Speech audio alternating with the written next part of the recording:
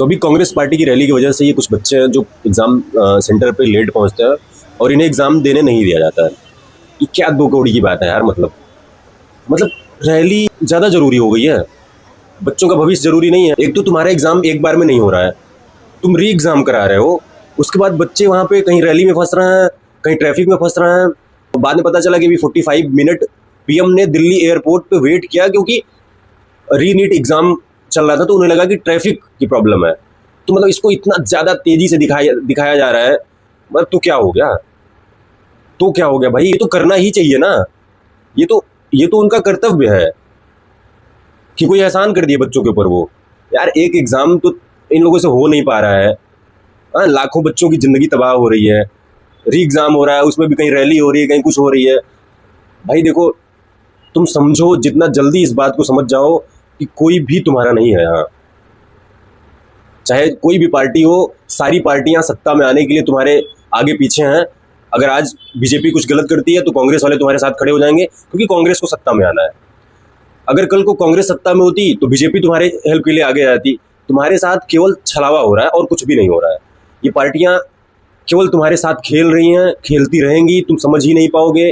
जब तक तुम समझ पाओगे तुम्हारा इतना कुछ बिगड़ जाएगा कि जिसकी कोई सीमा ही नहीं है। और ये मुंह उठा के हमेशा चाइना से कंपैरिजन करते रहेंगे। भाई गाँव एग्जाम होता है चाइना के अंदर, जो यूपीएससी जेई के लेवल का होता है वर्ल्ड के अंदर।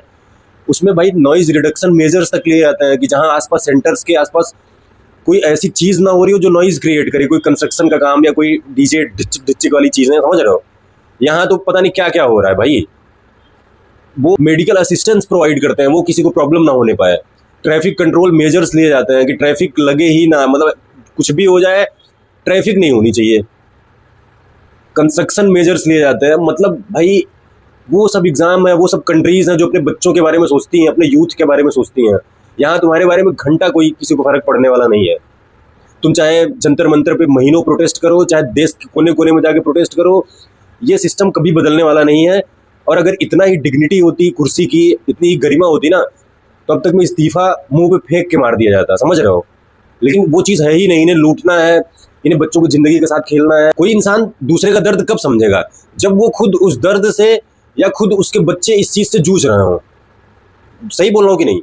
तो अब जब उनके बच्चे यहाँ पे हैं ही नहीं, उनकी फैमिली को, मतलब नॉर्मल बच्चों से जो करोड़ों यूथ हैं, जो मिडिल क्लास हैं, जिनके पास उतना अफोर्डेबल चीज़ें नहीं हैं, तो उनके बारे में ये सोच ही नहीं पाएंगे ना। इनको लूटना है बस तुम्हें।